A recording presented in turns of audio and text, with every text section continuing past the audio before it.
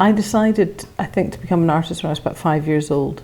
So that means that in June this year, I will have been an artist for 50 years, which is actually quite a long time.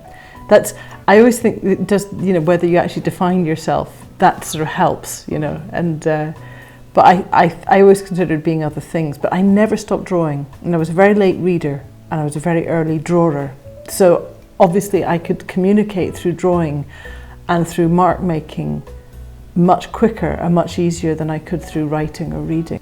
For a long time when I was younger, I got known for doing architectural spaces and industrial spaces, but now, and it's only in the last 2.5 years, I have happily called myself a landscape painter.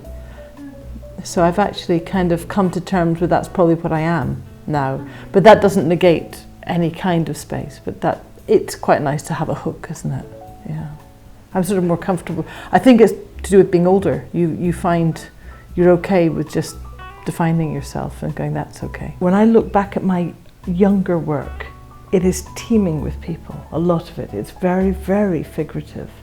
The paintings are actually, in some ways, portraits. Each landscape carries the memory of people as well as the place. I love the idea that crossroads don't have names.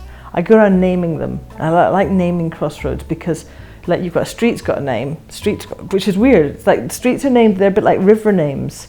They don't keep still, they keep moving, but they've got names. And it's actually naming a gap, which I think is amazing, isn't it? You're not naming anything but the space, which is conceptually is just fantastic. And then you get to the crossroads, and sometimes it's called like Toll Cross, or Cannon Mills, but sometimes they're just really important spaces where everything happens, everyone bumps into everyone else, and they have no name. And I just get really excited by the fact that I could just I just make up names for them.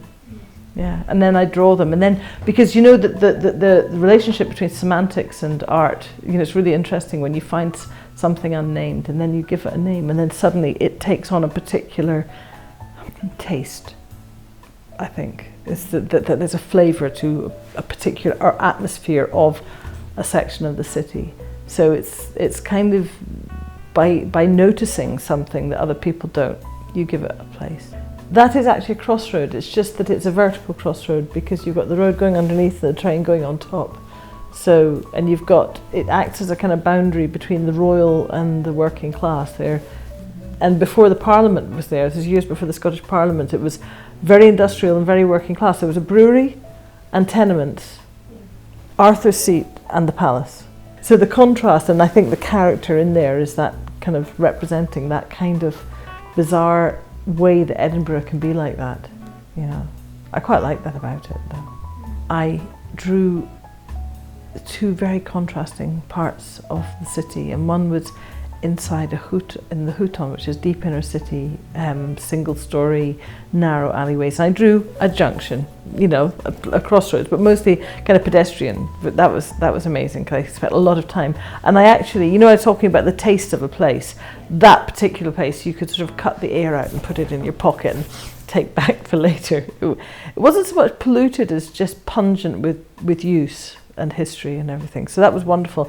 And the other one I did underneath in, what was it called, Gaumont, which is deep in the city centre, and it's the modern contemporary right under the skyscrapers and the flyovers, and so I found a space and I drew from there. In fact, if you just hang on, I will show you. This is the actual drawing here that I did there, and this was the basis for one half. So I think that, can you see, I think that fits together, does that fit? Yeah, so you can see the trees weren't really gold. I just felt the need for some ornamentation. Right, so this drawing is actually filthy. I mean, I forgot to take my mask. I often draw on walls. Drawing on walls just makes me happy in a way that nothing else quite does. Just this sad thing of, it must be relating to transgression. It's like, in another life, I would have been a graffiti artist if I'd been born later.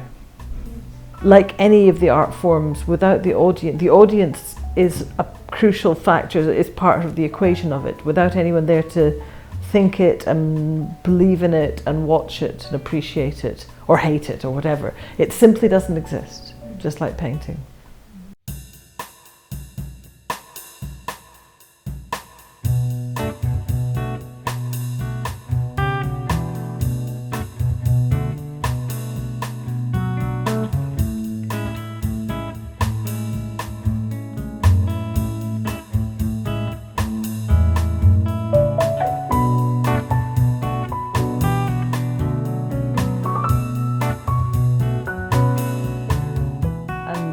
You know, on one level, I think I'm very much a people person, and the other level, I like my own company. So, you know, maybe it's just operating two sides of the same character.